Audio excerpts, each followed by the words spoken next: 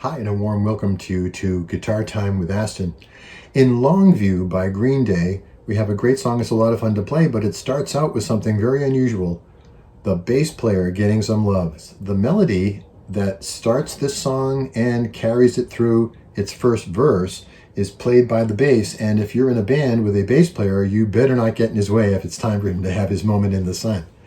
But say you're home alone playing this with the record, you're going to definitely want to play along with this melody. And it's a very simple form, and it goes like this. Now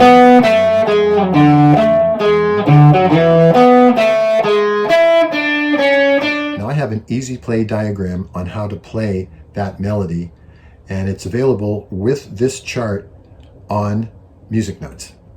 Now, these guys are tuned to E flat, which means they've lowered all 6 strings down 1 fret, or half a step. If you want to do that, make sure you use your tuner, and you tune your E string to E flat, your A string to A flat, your D string to D flat, and so on. Then you can play along with the record using the chord shapes they're actually using. They're not playing this in a flat key. They're playing this using the chord shapes from a sharp key, the key of E. But they've tuned to E flat. That's why it sounds like E flat on the record. So if you're playing with the record, you'll have to tune to E flat in order to do it. When the bass player is playing that melody, he's basically spelling a chord. First an E chord, then a D chord. Now while the bass player is spelling those E and D chords, you could be adding something on the guitar. Maybe some nice half-note strums.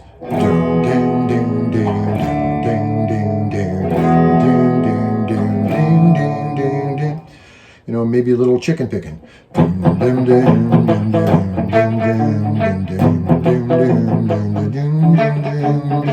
Whatever you feel like. Or you can just leave it blank and sing along, just like Billy Joe. Now all this builds tension as we wait for the guitars to come in and the drums to let loose.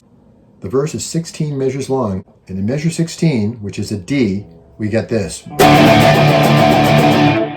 1, 2, 3, 4, 5, 6, 1, 2, 3, 4, 5, 6. That's the strum. It's a down-up strum. 1, 2, 3, 4, 5, 6. 1, 2, 3, 4, 5, 6.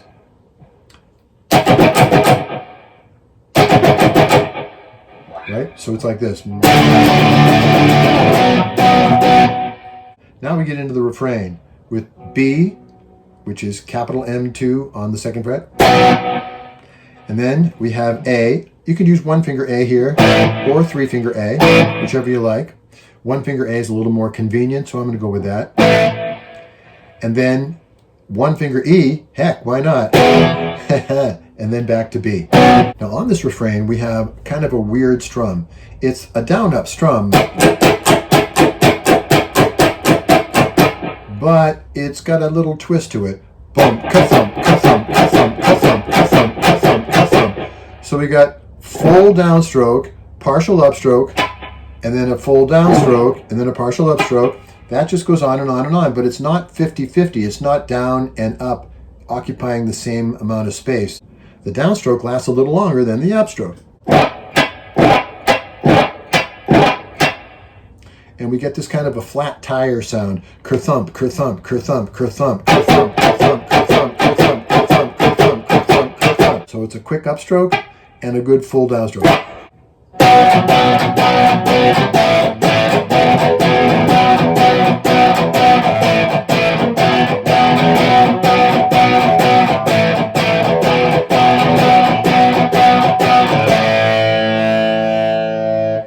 That last A chord, you let it ring out. That's really the benefit of playing this down here in first position. Now, if you want, you can play it up here with all bar chords. It'd be like this.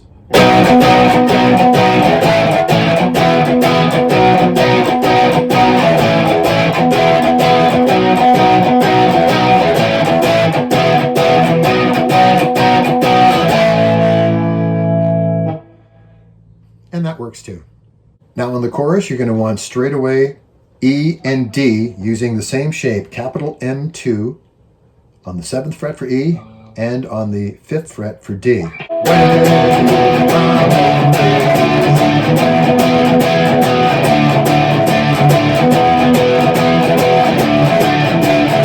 As for the cool lick at the end, if you know your bar chord shapes, they're really easy because that's what they come from. In fact, lots of riffs come from bar chord shapes. Here we are in the 10th fret with capital M1.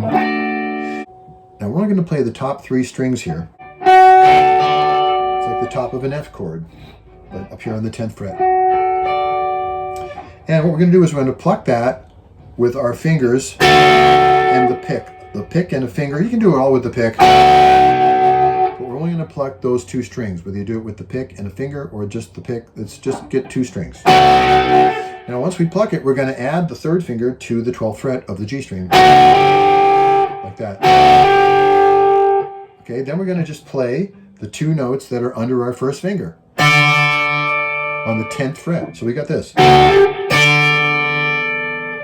Now we're going to do this same thing again, but then we take the 3rd finger off, hit that, and drop it down 2 frets to the 8th fret. So we get the whole thing is like this.